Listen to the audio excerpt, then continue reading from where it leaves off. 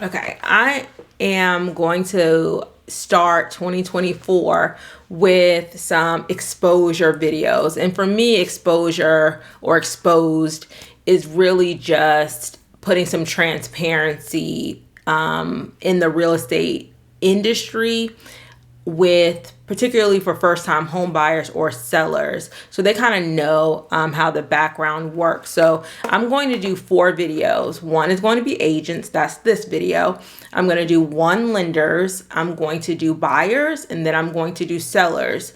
So listen out. If this is your first time here, please go ahead and subscribe. I'm Shaheedah Hill, getting you over the hill to home ownership and helping you confidently buy your first home. So I'm doing this video unedited, and I'm just going to talk.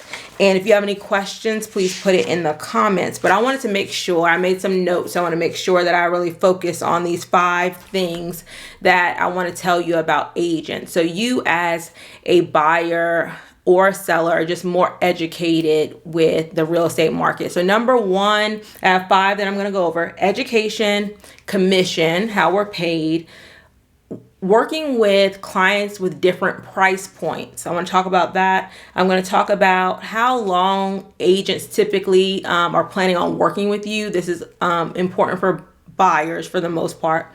And then agents, like our training programs, after we get licensed, what do they tell us to do to build our businesses? So you have some background in that. So let's get started. I'm Shaheedah Hill, getting you over the hill to home ownership and helping you confidently buy your first home. I don't think I said that yet. All right. So education is number 1. I want you to know that in most states, you just have to be 18 years old with a high school diploma or a GED to get your real estate license. And I tell most people, if you are taking the coursework to get your real estate license, I think if you go full time, like every day, 8 hours a day, you probably be able to get your license in 1 month. And that's including the coursework and taking the test. They're either online options or there are in-class options. But I would say if you did it full time, you probably can do everything within a month. If you're doing it part-time because you're in school or you have another job, then it may take you about 3 months to get your real estate license. So it's really important. Think of it like, when you get your permit, your driver's permit, and you have to probably study a book about laws and what you do at different signs, that sort of thing. That's what a real estate coursework primarily is so that agents know all the rules and what to follow. It does not teach you as an agent how to sell a house. It doesn't teach you about the market. It doesn't teach you all of those things that you need when you're taking on clients. So I want you to be knowledgeable about that, because I get a lot of flack for this. I tell people don't use new agents unless that agent has a mentor, because you gain your experience on the job for the most part. Because again, the permit, you don't know really anything if you've never actually even been in a car before. So think about it like that. They have like their permit, they have this thing, their real estate license, but until you start doing transactions and going through those transactions, like you don't even know how to do like your contracts when you come out of, your real estate school. So just be mindful of that. So the more experience they have with actual transactions, the more they'll be able to help you. And so as a new agent, if that new agent has a mentor, typically, sometimes brokers will assign them a mentor, and that mentor has, closed a certain amount of transactions, and they're able to walk their mentor agent, the new agent, through the transactions. So be very knowledgeable about how that process works, and don't be intimidated by, real estate agents, real estate industry. It's not like we've been to medical school or we passed the bar or something. The test is not, in my opinion, very difficult to pass. You dedicate yourself, you go to school. Really, when you're really in real estate, to me, taking the continuing education courses that they offer you are very helpful. Going through transactions, trying to learn as much as possible about the market, that's really going to help you in your business. So just know about that. And then also, I want to go over commission. So a lot of people are surprised by how much real estate agents make if you're representing a seller or if you're representing a buyer. But I want you to know that commissions are negotiable across the board. and every agent is running their own business. So if I'm an agent, I'm like, I will charge my buyers $1,000 to work with me. And, if it takes you 6 months to buy a house, it's just $1,000. They're their own business. Their broker doesn't even tell them what they can charge and how much commission they should charge. They decide on their own, I'm going to charge 5%. I'm going to charge 3%. And whatever those reasons are, then that's on them. Just know that every agent is an individual agent. Their broker doesn't say, like Remax doesn't say, you have to charge this. But what sometimes happens is when you're in the business, you see what everybody else is charging and you charge something similar. And that's typically why maybe you're seeing a lot of the same numbers. There's a whole lawsuit about commissions, but every individual agent is free to negotiate that commission or negotiate their fee. It could be a flat fee. It doesn't have to be a percentage. It could be a flat fee. It could be a percentage, but you have some flexibility as to what you want to do with your business. If you want to work with sellers, if you want to work with buyers, if you want to work with both. So just know that commissions are negotiable. So you have the right as a buyer or a seller to negotiate your commission. Now, but that agent also has the ability to say, hey, I don't want to work for that. And then it may cause you to, have to interview multiple agents. And you should anyway. You should interview like 3 agents to see what they're all offering you. And so number 3, working with different price points. On the community page, I asked people, what they want as far as questions. And this was a big one about the effort that people put in, with different price points. And I would say, again, transparency is a lot harder working with a first-time home buyer and a first-time home buyer that may be under what the market is, the average market price. So say that the average homes in your community are $500,000 on average, but you have a buyer, and maybe they're a first-time home buyer that is at $350,000. That is going to be a more difficult, usually, not all the time, but it may be more challenging for you to work with that person because the inventory is going to be lower. You're probably going to have to show them more properties. You're probably going to have to walk them through because there's a lot of fear. My thing, I specialize in first-time home buyers. I specialize in people that need down payment assistance, but I know that this is going to be usually a more challenging transaction because the less amount, what I've learned, the less amount of money you make or the less amount of money you have, the more risk losing money is to you. When you are working with, there's an agent in Atlanta. She's really big on TikTok, Glenda Baker, and she has a funny TikTok, but it was true, where she was dealing like $1 million client or something, and she sold them the wrong house. And it was not a big deal. Like they were like, oh, we'll just get this house instead, or we'll just get this lot instead. And for, when I saw that, I was like, oh, that could only happen, in this instance, because they probably felt a little bit more flexible because they had the money to be flexible. A lot of my clients don't have the money to flexible. Oh, I'll just take this house or this house. Is that they can't have something that needs a lot of repairs. They can't have, things, even if they want a certain house, they want it to be in a good school area. There's all the criteria that you're trying to make for them. So long term, they don't have any negative, not any, but you want to have the least amount of financial negativity, I guess, in the future for your client. So you really try to make sure that you're doing everything, in my opinion, that negate some of that risk. You're trying to shelter them and having them, make sure you're not doing this. Did you do this? Because if they do have expensive repairs, I know it's going to be a challenge. If they do have where they have to sell their home for some reason. So you're trying to just make sure that you're covering everything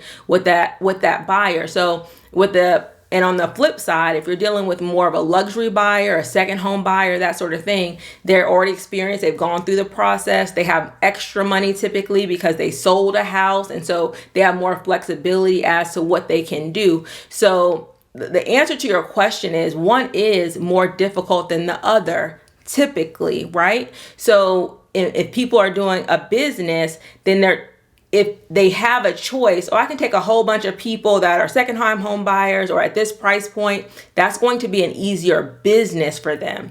So, but you have to be mindful. And I think a lot of agents think of their business like this, that I'm not trying to just do it's not one transaction. It is my book of business. So I'm going to take some people, I'm going to take people at different price points, and then, the person at 100,000 may refer me somebody at 500,000. They may sell that $100,000 house and buy $1 million house. Most agents are thinking in the totality of their business, that this one client and this one price point, I'm not really focused on that. I'm focused on building my business, building referrals, building those relationships. Now, but I'm not saying that's every agent. Some agents are like, I'm not doing, I'm only doing this price point or higher. I'm going to refer everybody else out. And that is their, I guess, prerogative to do that, because every individual has their own business. And so when you are interviewing agents, you want to see what kind of business do they run? Do they run a business where I'm only doing this price point? If you can't get this, I don't want to, work with you, or I'm going to refer you to somebody else on my team, or I'm going to do something like that.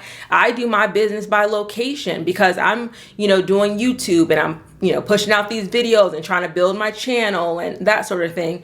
I can't go everywhere in Atlanta to show property. So if I take less clients, but when I take them, they have to be in a close radius to where I live. And they can be at any price point, but they have to be in a certain location. That's a decision I made for my business, where I've given $1 million leads to homes that are farther, maybe like an hour and a half from me, that I'm like, okay, I can't really service them well because they're farther. So just be mindful of that. And when you're doing your interviews, you'll kind of know whether that agent is going to be right for you. But I would say, I think most agents, once they take you as a client, they're going to be dedicated to helping you. Like, they know what your price point is. They know all of that stuff up front. And that's how I see it. If I'm going to take you as a client, and I know your price point, I know maybe your down payment assistance, I know some of your challenges, if I decided to take you on as a client, then it's just, a matter of integrity. I'm going to see this to the end. Now, if you are, and I implemented this in my business, making sure I'm not going off. I implemented this in my business, kind of goes 3 and 4 kind of go together, that I'm only doing 90-day agreements. And I do it on the seller side, I do it on the buyer side, because sometimes you don't know a client and you may not know an agent until you're actually working with them. A lot of things sound good, right? And social media sounds good and what they're doing sounds good, but when you're actually working with them, it's not maybe what you expected. Or when I'm doing the buyer consultation, you're saying, I want this kind of house and I want this, but then when we're actually going to look at the house, things have changed.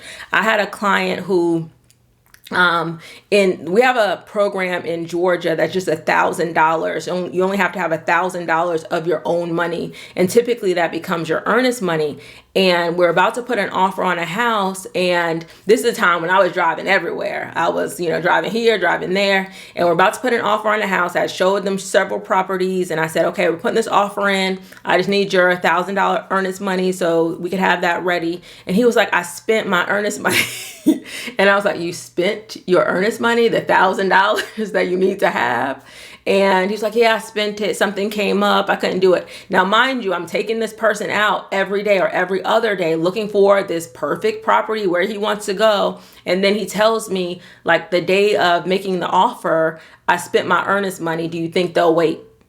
And so I think that moment kind of told me, like, okay, I'm not going to sign long agreements with people. I'm going to, 90 days, and then I can decide and they can decide whether we want to move forward together after those 90 days. Now, mind you, you can terminate, and I've done videos on this, you can terminate before your agreement terminates on its own or ends.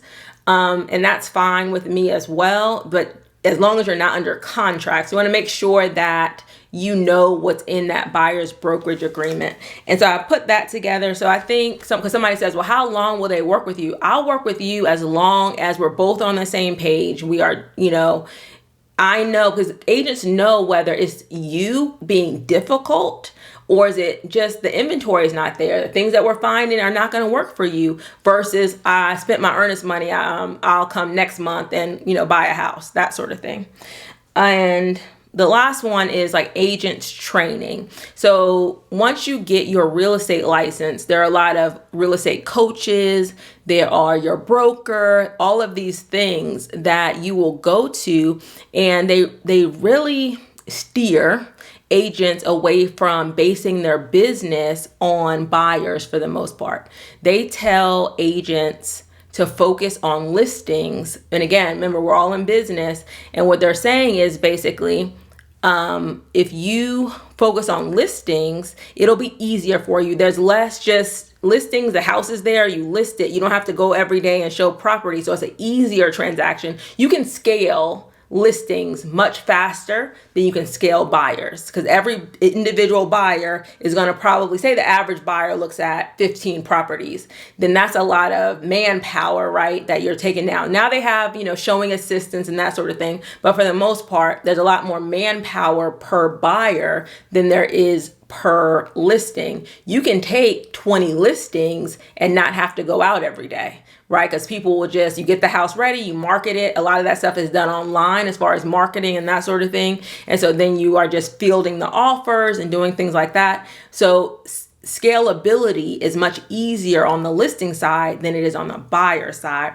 So you want to make sure, like I built my real estate business on buyers, but I had to get some systems in place. Like, okay, we're doing this first, that second, that sort of thing to make it more scalable for me. So I want to say that, and I'm saying that to tell you, a lot of people don't focus their business on buyers specifically. So sometimes they don't know the programs that are available. They don't know what's going on, that they don't know. You want somebody that has at least spent some time saying, I want to be a resource for buyers as well, and not just listings. And they'll say things like buyers are liars. And that's, instances where, because we don't see how much money you have in your account, what's happening. So sometimes buyers, not you, of course, but sometimes buyers, their credit was good, then they go buy a car and their debt to income ratio changes. Now they can't qualify, or, they do things that you're not anticipating. It's harder to see sometimes. So that's what they say at those trainings. And so they'll say on the opposite side, list to last, because buyers are a little bit less dependable. Sellers, if they sell a home, number one, they've already bought a home, so they know the process. But if they sell a home, a lot of times they're looking to buy another home. So you might have 2 transactions with one client versus just 1 transaction with the other client. So those are the kinds of things that they tell real estate agents. So a lot of times you don't find a lot of agents that, okay, I'm focusing my business on helping buyers, and I'm going to be very knowledgeable about the buy side more than the listing side. And I think that's it for my agents exposed. And really, again, it's just like the transparency piece of what agents do as far as their business. I think somebody asked me, would I get back in real estate? Yes. I think real estate, being a real estate agent is a major service. It also, and it's needed. And I also think that it's a good business to be in, because particularly because I'm a woman, particularly for women, because it gives you a lot of flexibility. So if you're one of the reasons I left teaching and went into real estate was because I was trying to teach and do some things on the side. And I was, leaving my kids and their after school program till like 6 p.m., even though they were getting out of school at 2:30. And so I just needed that flexibility. So I think for the potential, and now I would say this, it's a real business. Like you have to market your business. You have to serve your clients. You have to do all of those things. It's not easy. It's not that you sign up for with Remax or Keller Williams and they give you clients. And that's what a lot of people think. Like, okay, I'll sign up with one of these big brokerages and they'll just give me clients. It's not like that. You are opening a business when you get your real estate license. So you have to be mindful of that. But I love the flexibility, the income potential, because there's no, when I was teaching, I was making in the 70,000s, right? But that's what I was going to make for the year. No matter how well I taught the children, how well they scored, how, all of that stuff, I was going to get $74,000 a year, and that was going to be it. So it just gives you and that's in any business where you have almost unlimited potential depending on how hard you work toward it. So if you have any questions, please put it in the comments. Please subscribe so you'll know when I'm talking about lenders, I'm talking about buyers, I'm going to talk about y'all for a little while, and I'm going to talk about sellers. Thank you so much. Please like and subscribe to my channel. Pick up my masterclass and join me live. I go live at least 2 times a month.